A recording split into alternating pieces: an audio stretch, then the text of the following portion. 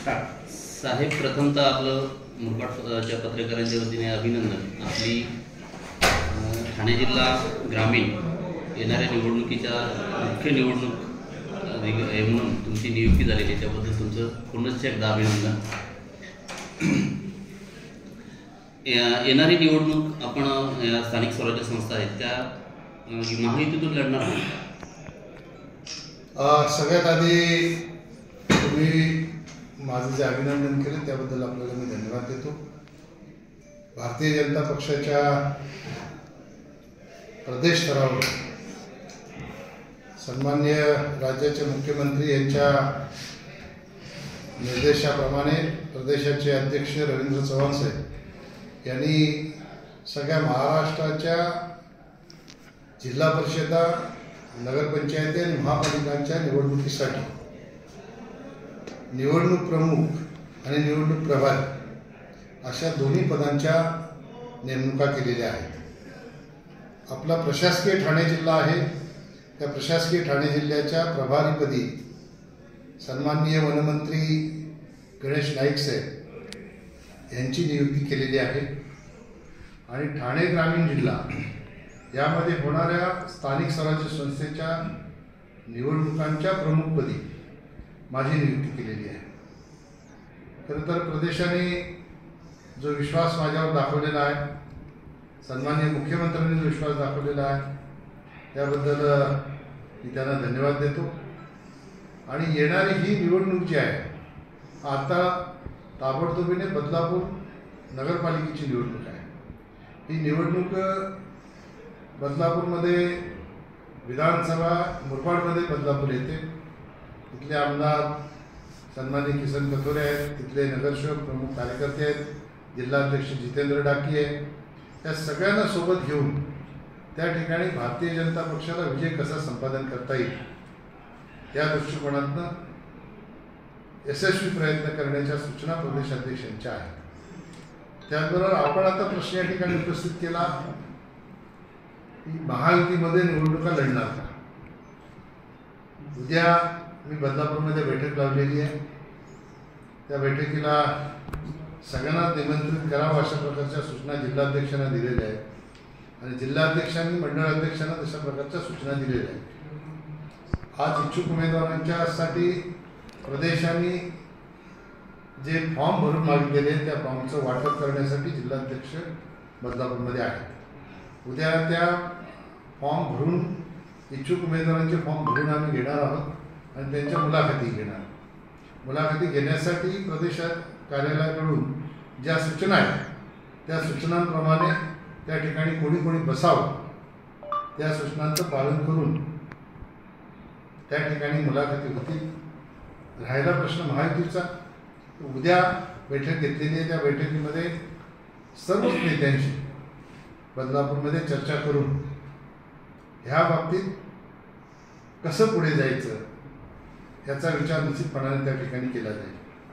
कारण मागच्या आठवड्यामध्ये सन्माननीय मुख्यमंत्र्यांनी प्रदेश कार्यालयामध्ये एक बैठक घेतली होती आणि त्या बैठकीमध्ये सन्माननीय मुख्यमंत्री महोदयांनी आणि प्रदेशाध्यक्षांनी स्पष्टपणाने अशा सूचना दिलेल्या आहेत की येणाऱ्या स्थानिक स्वराज्य संस्थांच्या ज्या निवडणुका आहेत त्या निवडणुका आपल्याला महायुतीमधून लढायच्या आहेत. पण महायुती करताना, युतीची चर्चा करताना सर्व अधिकार स्थानिक पातळीवर स्थानिक जिल्ह्याला दिलेले आहे. तर स्थानिक पातळीवर चर्चा करून युती करा अशा प्रकारच्या सूचना आहेत. त्यामुळे उद्या आमची पहिली बैठक आहे. त्या बैठकीमध्ये इच्छुक उमेदवार, बदलापूरचे सगळेच लोकप्रतिनिधी, प्रमुख कार्यकर्ते, तिथले आमदार यांच्या सगळ्यांशी चर्चा करून त्यांचं जे काही म्हणणं असेल त्या म्हणण्याप्रमाणे पुढे आम्हाला जाता येईल. आणि त्यानंतर आमचे जे मित्रपक्ष आहेत त्या मित्रपक्षांच्या नेत्यांचीही बैठक त्या ठिकाणी निश्चितपणाने केली जाईल आणि त्यानंतरच आपल्याला युतीमध्ये आम्ही लढणार आहोत की नाही लढणार आहोत याची माहिती होईल. त्या शेवटी भारतीय जनता पार्टी म्हणून भारतीय जनता पार्टीच्या स्तरावर सगळ्या सहकाऱ्यांचं म्हणणं काय आहे हे समजून घेणे हे अत्यंत महत्त्वाचं आहे. आणि ते समजून घेतल्यानंतर पुढील चर्चा निश्चितपणाने युतीच्या संदर्भात होती. 2 दिवसापूर्वी विद्यमान खासदार बाळासाहेब म्हात्रे यांनी आपल्या मुरबाड रेल्वेचा थेट आरोप केलेला आहे की आपल्या निष्काळजीपणामुळे माजी खासदारांच्या किंवा माजी मंत्र्यांच्या निष्काळजीपणामुळे मुरबाड रेल्वे प्रकल्प रखडला आहे. याबाबत आपलं म्हणणं आहे. आता मी त्याचं हे वक्तव्य ना काही गंभीरपणाने घेत नाही. त्या समज कमी असली की माणसं असंच बोलत राहतात. माझा निष्काळजीपणा काय? रेल्वे मंजूर करणं निष्काळजीपणा आहे. माझं तर उलट आपल्या पत्रकार बंधूंना सूचना आहे की तुम्हीच या लोकांना अशा प्रकारचे प्रश्न विचारले पाहिजे की त्यांनी रेल्वे मंजूर केली, आता लोकांनी तुम्हाला निवडून दिलाय ना, तुम्ही काळजी करा आणि करा मंजूर. हा ना, ते काही बरळत राहतात. अपुऱ्या माहितीच्या आधारे काही आरोप करणं हा स्वभाव झालेला आहे. मला असं वाटतं की आता 1.5 वर्ष पुरेसं आहे. तुम्ही काय केलेलं ते दाखवा ना, त्याच्यावर चर्चा करा. त्यांचं म्हणणं असं होतं की मी ज्यावेळेस रेल्वे मंत्र्यांना भेटायला गेलो त्यावेळेस त्यांनी असं सांगितलं की कोण था ये आदमी. त्यावेळेस एक जर पत्र दिलं असतं तर प्रश्न मार्गी लागला असता. कोण था ये आदमी असं तत्कालीन रेल्वे मंत्र्यांनी त्यांना सांगितलं. आता रेल्वे मंत्र्यांना फोन केला मला ओळखतात ते बोलले ये कोण था आदमी. आधी जर मला पत्र दिलं असतं बोलतात तर हा काम प्रश्न निधीचा प्रश्न मार्गी लागला असता. मी तुम्हाला सांगतो, ज्याला बुद्धीची कीव करावीशी ज्याची वाटते ना तेच लोक असं बोलतात. जे मी मोदीजींच्या मंत्रिमंडळात काम केला तो मंत्री मला ओळखणार नाही, हे पटतं का तुम्हाला? म्हणजे किती कमी बुद्धी असेल, लोकांनी कसा लोकप्रतिनिधी निवडून दिलाय ह्याचा जरा विचार तुम्हीच केला पाहिजे की आपण काय करून बसलोय. अरे ज्या मंत्रिमंडळात मी काम केलं त्या मंत्रिमंडळात ते मंत्री होते, नावानिशी मला ओळखतात, माझा त्यांचा अत्यंत घनिष्ठ संबंध आहे आणि ते असं बोलणार म्हणजे खोट्यापणाचा कळत झाला. ते अशा लोकांना गंभीरपणाने तुम्ही पण घेतलं नाही पाहिजे. तर तुम्हाला संधी दिली ना, करून दाखवा ना, आणा ना. पत्र देऊन जर सगळं येत असतं तर अनेक लोक पत्रच देतात ना. मी पत्र देऊन मंजूर नाही केली, मी त्याचा पाठपुरावा करून मंजूर केलाय. आणि नुसता पाठपुरावा मी नाही केला. या राज्याचे मुख्यमंत्री, विद्यमान मुख्यमंत्री तेव्हाही मुख्यमंत्री होते 19ला आणि त्यांचा खूप मोठा त्याच्यामध्ये वाटा आहे. तेव्हा पियुष गोयल हे रेल्वे मंत्री होते. मुख्यमंत्र्यांनी फोन करून रेल्वे मंत्र्यांची माझी मुंबईमध्ये बैठक झाली आणि त्या बैठकीमध्ये कमीत कमी 1 तास मुंबईवरून ते सतत दिल्लीला मध्ये मध्ये फोन करत होते. मी 1 तास त्यांच्याकडे बसलो होतो. कमीत कमी 5-6 वेळा फोन करून त्यांनी ते कसं मंजूर करता येईल याच्या सूचना दिल्या. त्याला मंजूर केलं. त्याचं भूमिपूजन त्यावेळेला मुंबईतला VT स्टेशनच्या त्या कॅम्पसमध्ये अनेक कार्यक्रमांचे भूमिपूजन केले, तेव्हा त्याचंही केलं होतं. आणि त्याच्यानंतर याला प्रशासकीय मान्यता जी फायनान्शियल अप्रुव्हल जी मिळाली ती अश्विनी वैष्णव मंत्री असताना त्यांच्या पाठी लागून मी ते करून घेतलं. आणि जेव्हा त्यांनी मान्यता दिली त्यावेळेला त्यांनी मला फोन करून बोलून घेतलं आणि मला त्यांनी सांगितलं की सन्माननीय प्रधानमंत्री जी को धन्यवाद दीजिए कि प्रधानमंत्री के आदेश से मैंने इसको पूर्ण आर्थिक फायनान्शियल अप्रुव्हल दे दिया है. आपल्या लक्षात असेल तर माझा एक फोटो मोदीजींना गणपती देताना व्हायरल झाला होता. तो त्याच वेळेला मी मोदीजींना भेटायला जाऊन गणपती भेट दिला आणि असं सांगितलं होतं या विघ्नहर्त्याच्या आशीर्वादाने मुरबाडकरांची रेल्वे मंजूर करून आपण खऱ्या अर्थाने मुरबाडकरांचं विघ्नहरण केलेलं आहे. अशा प्रकारे मोदीजींना मी त्यावेळेला सांगितलं होतं आणि याचं सगळं श्रेय हे मोदीजींचं आहे, माझी मेहनत आहे, मुख्यमंत्र्यांचं आहे, रेल्वे मंत्र्यांचं आहे. यांचं काय केलं? असं पत्र देऊन रेल्वे मंजूर झाले त्या रेल्वेला पत्र काय देतात? मी आता याच्या खोलात जाऊन सांगत नाही. याचं कारण एवढंच आहे, माझ्याकडे अनेक लोक येतात मला, मी आता त्याच्यावर भाष्य करत नाही. जी काय प्रोसिजर आहे ना त्या प्रोसिजर मी आता भाष्य करण्याचं टाळतो.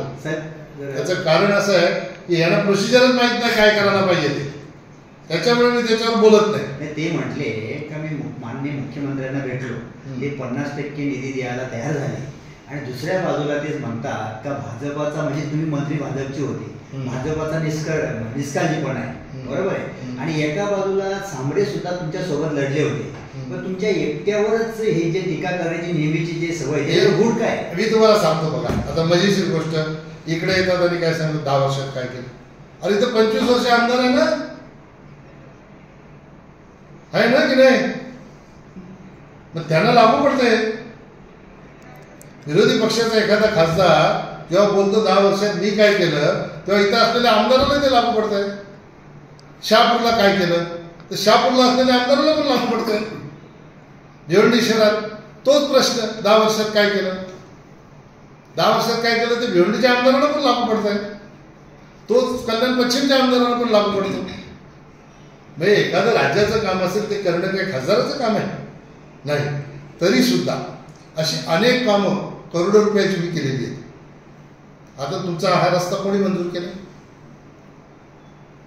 कल्याणवरून माळशेजपर्यंतचा रस्ता हा मंजूर कोणी केलाय? तुम्हीच केलं साहेब. माळशेज घाटातला कोणी मंजूर केलाय? साहेब या रस्त्यात तुमची रेल्वे पण मीच मंजूर केलेली आहे. आणि तुम्ही आता जो प्रश्न उपस्थित केला की भाजपाचेच मंत्री होते, अरे मुख्यमंत्रीच आमचे आहेत ना, तू कसलं क्रेडिट घेतो? तुझं काय क्रेडिट आहे याच्यामध्ये? हा, तुझं आता खासदार मंडळाच्या व्यतिरिक्त काय कोणाचं काम केलं असेल तर ते दाखव तरी, लोकांना एकदा दिसू दे ना बाबा हे काम मी केलं विकासाचं. उठ सूट काय बोलायला नाही, मग TRP वाढवायला माझ्यावर आरोप करायचे. सोपं टार्गेट आहे असं त्यांना वाटतंय, पण सोपं टार्गेट मी नाही. माझ्याशी कोणी टेक्निकली भांडू शकत नाही, बोलू शकत नाही. पण ते आमदार साहेबांच्या बाबतीत काही बोलत नाही. आता तो प्रश्न तुम्ही विचारला पाहिजे ना. मी सांगितलं ना, मी काही एकट्या इथल्या आमदारांचं सांगत नाहीये. मी इथल्या आमदारांचं सांगत नाही. 6च्या 6 विधानसभेचे जे आमदार आहेत त्यांना लागू पडतंय ना, ते काही लागू पडत, त्यांनाही लागू पडतंय ना. त्यांनी काय केलंय हा प्रश्न त्यांचा आहे, त्यांना विचारलं पाहिजे. बरं तुम्ही काय केलं सांगा ना. आता ह्यांनी काय नाही केलं, त्यांनी काय नाही केलं, किती दिवस झाला? 1.5 वर्ष झाला ना. बरं, एक मुद्दा असा आहे, आता तुम्ही भाजपच्या मुख्य ठाणे जिल्ह्याच्या प्रमुखपदी निवडणूक प्रमुखपदी निवड झाला. मग भाजपचेच तुमचे जे आहेत आमदार, मग त्यांचे काही लोक असतील, त्यांना तुम्ही तिकीट वाटपात काय म्हणजे नवीन चेहरे पाहायला मिळतील की जुने चेहरेच या ठिकाणी निवडणुकीत आम्हाला भाजप? भारतीय जनता पक्षाची तिकीट वाटपाची प्रक्रिया ही वेगळी आहे. भारतीय जनता पार्टी निवडून येणाऱ्या लोकांच्या पाठीशी उभी राहते. भारतीय जनता पार्टीची तिकीट वाटपाची पद्धत जी आहे ती प्रत्येक जिल्हा परिषद गटाचा, पंचायत समिती गणाचा सर्वे केला जातो. आणि आपला प्रश्नच मुळात चुकीचा आहे. जे काही सर्व मताने उमेदवार असतात ते भारतीय जनता पक्षाचे असतात, कुठल्या व्यक्तीचे नाही, माझे नाही आणि कोणाचे नाही. भारतीय जनता पार्टी म्हणून आम्ही निवडणूक लढणार आणि उमेदवार जे असतील ते भारतीय जनता पार्टीचे असतील. ज्याच्यामध्ये निवडून येण्याची क्षमता आहे तो उमेदवार असेल. साहेब, इच्छुक उमेदवारांचे काही प्रस्ताव आलेत का? नाही, आता जिल्हा परिषदेचा विषयच नाही आहे. निवडणूकच लागली नाही. आता बदलापूर नगरपालिकेची निवडणूक आहे, तर आज जिल्हाध्यक्ष तिथे, कालच आमची प्रदेश अध्यक्षांनी 6 वाजता बैठक घेतली. त्यांनी सूचना केल्या, त्यांनी फॉर्म पाठवलेत ईमेलवर, त्या फॉर्मच्या झेरॉक्स करून त्या फॉर्मचं वाटप सुरू आहे बदलापूरमध्ये. उद्या भरून द्यायला सांगितलं इच्छुकांना. उद्या भरून दिले तात्काळ तिथे इंटरव्ह्यू घेणार. इंटरव्ह्यू झाल्या की मला माझं मत सगळ्यांशी चर्चा करून, तिथे असलेल्या सगळ्या प्रमुख लोकांशी चर्चा करून, लोकप्रतिनिधी आमदार असतील तर आमदार, खासदार असतील तर खासदार, यांच्याशी चर्चा करून जनरल सूचना महाराष्ट्रासाठी दिलेल्या आहेत. त्यांच्याशी चर्चा करून माझं स्वतःचं मत त्याच्यामध्ये नोंदवून, जे जिल्ह्याचे प्रभारी आहेत नाईक साहेब, त्यांच्या माध्यमातून प्रदेशामध्ये ते देण्याच्या सूचना त्यांच्या आहेत, त्याच्याप्रमाणे ते केलं जाईल. साहेब, तुमची जर युती जर नाही झाली तर तुमच्या निवडणुकीला लोकांसमोर तुमचे काय मुद्दे आहेत असे का, तुम्ही काय मांडणार?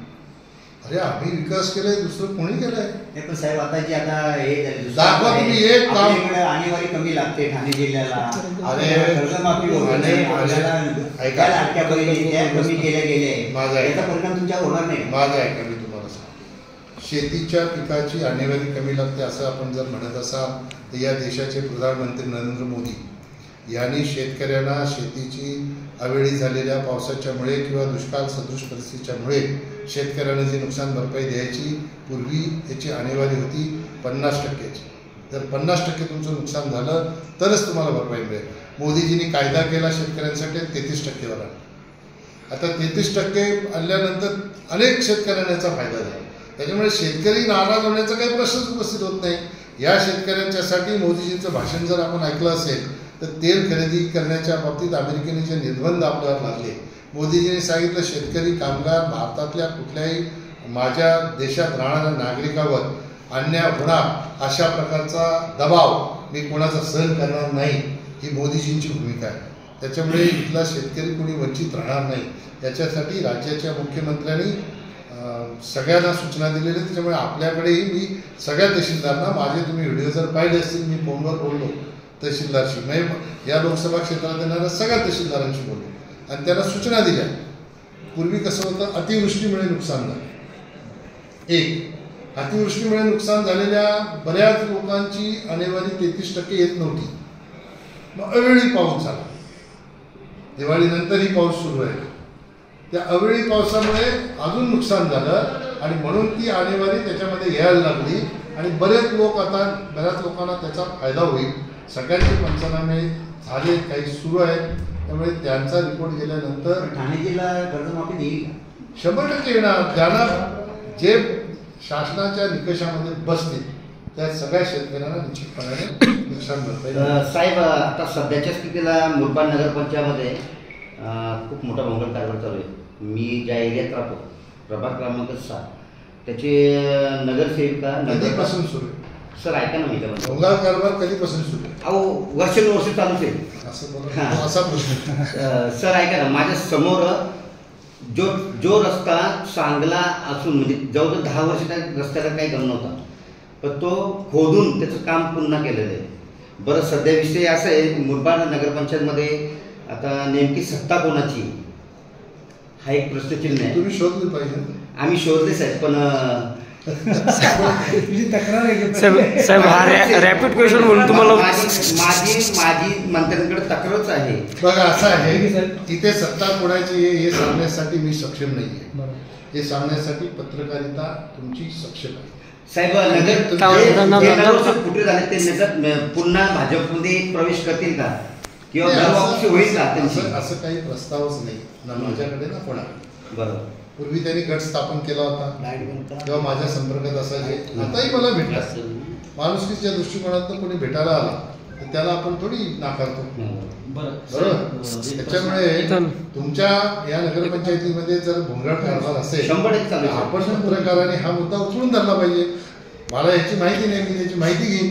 निश्चितपणाने असं जर होत असेल तर मी इथल्या CEO त्याची माहिती देईन. साहेब, आपण जाणीवपूर्वक लक्ष घालावं अशी आमची इच्छा आहे. तुम्ही मला माहिती द्या.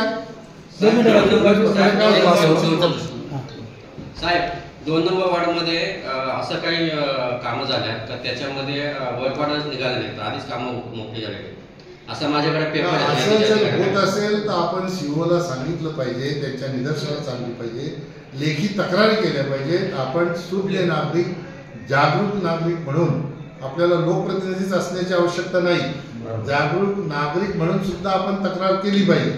आणि अशा प्रकारे जनतेच्या पैशाची लूट कोणी करत असेल तर ती लूट थांबवणं ही जबाबदारी जशी जागरूक नागरिकाची आहे तशी लोकशाहीचा 4था स्तंभ म्हणून पत्रकार बंधूंची आहे. पत्रकार बंधूंनी योग्य भूमिका घेऊन, योग्य बाजू घेऊन काम केलं पाहिजे, सत्याची बाजू घेऊन काम केलं पाहिजे. सर, एक प्रश्न असा आहे की राज्य सरकारने आता हेक्टरी शेतकऱ्यांनुसार भरपाई म्हणजे हेक्टरी 8,000 रुपये देऊ केलेले चालू आहे ते काम, पण ते 8,000 पुरेसे नाही. म्हणजे 2.5 एकरला. आता मी तुम्हाला मध्ये थांबवतो. राज्य सरकारने कॅबिनेटचा निर्णय केला आणि हेक्टरी 30,000 रुपये नुकसान भरपाई देण्याची घोषणा केली. आता हे 8,000 कुठून परत आकडा आला मला माहित नाही. कालचा आकडा नाही, कालचा आकडा असूच शकत नाही. राज्य सरकारने मला वाटतं 25 दिवसापूर्वी जी कॅबिनेट झाली त्या कॅबिनेटमध्ये हेक्टरी 30,000 रुपये भरपाई देण्याची घोषणा केली. घोषणा केली म्हणजे निर्णय झाला ना कॅबिनेटचा. घोषणा केली 8,000 रुपये कॅबिनेटचा निर्णय झाला हेक्टरी अकाउंटला पडत आहे. ठीक आहे. अशी बाब आपण निदर्शनास आणली तर निश्चितपणाने जिल्हाधिकाऱ्यांना त्या बाबतीतली माहिती देऊ आणि जिल्हाधिकाऱ्यांना ते दुरुस्त करायला. एक प्रश्न असा आहे, तुम्ही जे आता बोलले की भाजपचे आता फॉर्म येतील, निवडणूक प्रक्रिया होईल, इच्छुक उमेदवार ते फॉर्म भरतील, मग निवडणूक प्रक्रिया होईल, उमेदवार मुलाखती होतील आणि नंतर निश्चित होईल. तिकडे आता जे राष्ट्रवादीचे बंडखोर उमेदवार होते विधानसभेचे शैलेश वडनेरे, त्यांनी भाजपमध्ये प्रवेश केला आणि आमदारांनी जाहीर केलं की माझ्या वतीने हा भाजपचा पहिला उमेदवार जाईल. मग ते त्या प्रक्रियेत असणार का? असं आहे, कुठल्याही लोकप्रतिनिधीला कोणाची उमेदवारी जाहीर करण्याचा अधिकार नसतो. एक पक्षाची प्रक्रिया असते हे जर असं जाहीर झालं असेल तर त्याची माहिती निश्चितपणाने घेतली जाईल. चुकीच्या पद्धतीने कोणीही कोणाची उमेदवारी अशी जाहीर करू शकत नाही. शेवटी पक्ष संघटना आहे, पक्षाची शिस्त आहे, पक्षाच्या शिस्तीत बसूनच उमेदवाऱ्या दिल्या जातात. सर, प्रश्न असा आहे की आता निवडणुका लागलेल्या आहेत आणि पंचायत समिती जिल्हा परिषदेचे देखील 1 महिन्यामध्ये लागेल अशी शाश्वती आहे. नुकतंच सुभाष पवार हे आपल्या भाजपमध्ये येत आहे. आत्ता विधानसभेमध्ये त्यांनी राष्ट्रवादीमधून उमेदवारी लढवली होती. भाजपमध्ये आल्याच्या नंतर त्यांच्या वाट्याला काय असू शकते? ते 50%ची मागणी केली नाही, हे मला काही माहीत नाही या बाबतीतलं. सुभाष पवार भाजपमध्ये येतात नाही येतात याची चर्चा कुठल्या स्तरावर सुरू आहे याची माहिती माझ्याकडे नाही. मला माहिती उपलब्ध झाली की आपल्याला निश्चितपणाने मी ती माहिती देईन. कोणाला किती जागा लढायच्या आहेत, कोणाला काय लढायचं आहे, त्यांची कोणाशी चर्चा झाली ह्याची माहिती माझ्याकडे नाही. दुसरा एक प्रश्न असा आहे की राज्यामध्ये आपलं सरकार आहे, केंद्रामध्ये देखील आहे, राज्याचा विषय आहे. मागच्या गणपतीला आनंदाचा शिदा ही जी लोकप्रिय योजना आहे ती योजना बंद म्हणावी की येणार आहे अशी काय आयडिया आहे आपल्याला? नाही, आता हे राज्य सरकारचे निर्णय असतात. त्या वेळेला जी परिस्थिती असते त्या परिस्थितीप्रमाणे राज्य सरकार कॅबिनेटमध्ये निर्णय करते. मला आठवते की कोरोना काळामध्ये बऱ्याचशा लोकांचा रोजगार गेल्यामुळे दिवाळी साजरी करणं, गणपती साजरी करणं यामध्ये बऱ्याचशा लोकांची वाताहत होती. आणि त्यावेळेला राज्य सरकारने कॅबिनेटचा निर्णय केला आणि आनंदाचा शिदा म्हणून गोरगरीब जनतेला मदत व्हावी म्हणून त्यामध्ये साखर, रवा, तेल ह्या 5 वस्तू ज्या आहेत त्यामध्ये दिल्या होत्या. त्या मला वाटतं तेव्हाही आमचे प्रदेशाध्यक्ष रवींद्र चव्हाण साहेब हे अन्न आणि नागरी पुरवठा राज्यमंत्री होते. त्यांच्या काळातला तो निर्णय कॅबिनेट होते, मला आता आठवत नाही बरोबर, पण त्यांच्या काळात घेतलेला निर्णय होता. आता तशी परिस्थिती सध्या नाही आहे, त्याच्यामुळे मी त्याच्यावर अधिकृतरित्या भाष्य करू शकत नाही. शेवटी राज्य सरकारमध्ये काम करणारे मुख्यमंत्री आहेत, ते राज्याचे प्रमुख आहेत, त्यांना निर्णय घेण्याचा अधिकार आहे. राज्यात तशी परिस्थिती जर पुन्हा कधी उद्भवली तर निश्चितपणाने ह्या NDAचं सरकार याच्यामध्ये आहे आणि सन्माननीय देवेंद्र फडणवीस साहेब या राज्याचे मुख्यमंत्री आहेत, ते जनतेच्या हितासाठी निर्णय घेतील. मुख्यमंत्र्यांनी तुमच्यावरची जबाबदारी सोपवलेली आहे, त्याच्यातून जिल्हा परिषद आणि किती पंचायत समिती आणि किती महानगरपालिका आपण या ठिकाणी युतीची भाजपची सत्ता. आता आपल्याकडे जे ठाणे ग्रामीण आहे त्याच्यामध्ये एकच नगरपंचायत आहे आणि एकच जिल्हा परिषद आहे. त्याच्यामुळे किती जिल्हा परिषद व अध्यक्ष म्हणजे सत्ता म्हणजे एकच आहे. पंचायत समिती आपल्याकडे आहेत. जिल्हा परिषदेची निवडणूक अजून जाहीर व्हायची आहे. जाहीर झाल्यानंतर युतीच्या मध्ये जायचं की स्वतंत्र लढायचं हा NDAचे घटक दल असलेले 3 पक्ष यांचे इथले असलेले प्रमुख हे ठरवतील. आणि त्यानंतर आपल्याला माहिती पडेल की BJP किती लढते. समजा सगळ्या 53 लढायच्या असल्या तर 53 मधून किती निवडून येणार हे तेव्हाच समजेल. आता त्याचा काही स्टडीज नाही आहे. साहेब, एक प्रवाशांचा प्रश्न आहे, प्रवासी वर्गाचा प्रश्न आहे. मुरबाडची प्रवासी वर्ग अत्यंत नाराज आहे आपल्या परिवहन विभागावर. आता मध्यंतरी 6 बसेस ते आपण दिल्या होत्या, सन्माननीय आमदारांनी त्या ठिकाणी त्याचं लोकार्पण केलं होतं, 5 ते 6 बसेस. मात्र आता तिथे विचारणा केल्यानंतर त्याच्या बदल्यात काही जुन्या बसेस त्याही जमा केलेले आहेत. पण आता परिस्थिती आहे तीच आहे, जैसे ती आहे. शिवाय ते बस स्थानकाचं कामही संत गतीने आहे. माहिती दिली इथल्या प्रवाशांची काय मागणी आहे. तर सन्माननीय परिवहन मंत्री प्रताप सरनाईक माझे मित्र आहेत. आम्ही एकत्र राष्ट्रवादीमध्ये काम केलं तेव्हापासून आम्ही एकमेकांचे सहकार्य आहोत. निश्चितपणाने त्यांच्याकडनं ह्या विषयाची सोडवणूक करून घेता येईल. आपण मला माहिती द्या इथं किती बसची गरज आहे, त्यांच्यापर्यंत हा विषय नेऊन ह्या प्रवाशांना होणारा जो त्रास आहे तो त्रास कमी करण्याचा. ग्रामीण भागात पण हा मोठा प्रश्न आहे. ग्रामीण भागातल्या फेऱ्याही बऱ्याच त्यांनी कमी केलेल्या नाही. आपण मला माहिती द्या, मी माहिती घ्यायला लावतो माझ्या सहकार्याला जस्टिस स्टँडमध्ये पाठवून त्यांचा जो इथला डेपो मॅनेजर असेल त्याच्याशी चर्चा करून आम्हीही माहिती घेऊ. तुमच्याकडे माहिती निधी MECBला दिलेले म्हणून इथे 4-4, 5-5 तास विद्युत पुरवठा बंद राहतो, रात्री त्रास होतो लोकांना, दिवसा पण जातो. यासाठी योजना तुम्ही केलं का? आता माझ्याकडे पहिल्यांदा मला पहिल्यांदा विषय सांगतो तुम्ही इथे आता तुम्ही सतत खासदार असतो खासदार येतात असं तुम्ही सांगता. केलंय का आम्ही 3 महिने आजारी होते म्हणून आलो नाही. त्यांनी असं निवडणूक सांगितलं होतं माशा कपड्यांवरचा बुडा उडायच्या पत्रकार भवन राहिलं ना. भिवंडीमध्ये टोरेंट पत्रकार हटवला. भवन राहिलं ना. आता तुमची लाट किती दिवसात देणार आहे? शेवटचा एकदा पत्रकार विचारा. भवन विषय खासदारापेक्षा तुम्ही जास्त आम्हाला उपलब्ध होत आहे. त्यांना विचारा. मी पत्रकार भवन मी 3 महिने आता झाले. निवडून आलेला लोकप्रतिनिधी नाही. एक पत्रकार भवन बरोबर. प्रलंबित आहे ना तो. मी असं स्वतःला समजतो की माझी जनतेप्रती काळ आहे. मला जी काही मतं 4,23,000 मिळाली 33,000 त्या 4,33,000 लोकांसाठी मला काम करायचंच आहे आणि ज्यांची नाही मिळाली त्यांच्यासाठी जास्त करायचं आहे. बरोबर. त्याच्यामुळे 4 जूनला रिझल्ट लागला आणि 5 जूनला मी दिल्लीला गेलो. 6 जून पासून मी जो कामाला लागलेला तो आजपर्यंत थांबलो नाही. मी कधी आजारी पडलो नाही. पावसासारखं. मी गायब झालो नाही. 3 दिवस सुद्धा गायब झालो नाही. लोकांनी आपल्याला निवडून दिलंय आणि लोकांमध्ये जायला मला डॉक्टरनी मनाई केलेली आहे. अशा प्रकारे मी माझ्या कानावर आलं. आपल्या नॉट रिचेबलच्या बातम्या पण त्रास नाही होत असेल त्यांना त्रास होत नॉट असेल, रिचेबल. तर आपण समजून घेतलं साहेब माझा पाहिजे. एक प्रश्न आहे. आहे. आहे. सोमवारी भिवंडी लोकसभेच्या नवनियोजित तू इकडं कसं बोललो इथे? या शिवनेरी रेस्ट हाऊस वर आले होते आणि बरेच प्रश्न तुमच्या विरोधामध्ये पण बरेच टीका केली, प्रत्येकाच्या बातम्या लागल्या. परंतु एक प्रश्न त्यांनी पत्रकार भवनच्या संदर्भामध्ये त्यांनी चर्चेमध्ये आणलं होतं की मागच्या वेळेस आपण सत्तेमध्ये होता तेव्हा आपणही आम्हाला प्रत्येक पत्रकारांना तुम्ही आश्वासन दिलं होतं का मुरबाडमध्ये पत्रकार भवन होईल. असं नाही. मी मध्ये थांबवतो. मला माझे शब्द आठवतात. जागा द्या. साहेब आता जे खासदार होते मला- जागा द्या.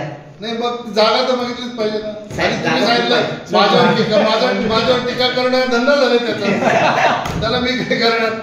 आणि दुसरं कसं असते माणूस दगड कुठे मारतो? आंब्याच्या झाडावर मारतो ना का बाबळीच्या झाडावर मारतो? भाई आंब्याच्या झाडावरच आहे. दगड मारू दे. एवढी माझीच प्रसिद्धी करतो ना. गोड आंबा असेल तर आंबट आंबा असेल तर नाही. गोडच आहे ना आंबट. बरं आता शूटिंग थांबव जरा, बस झाला.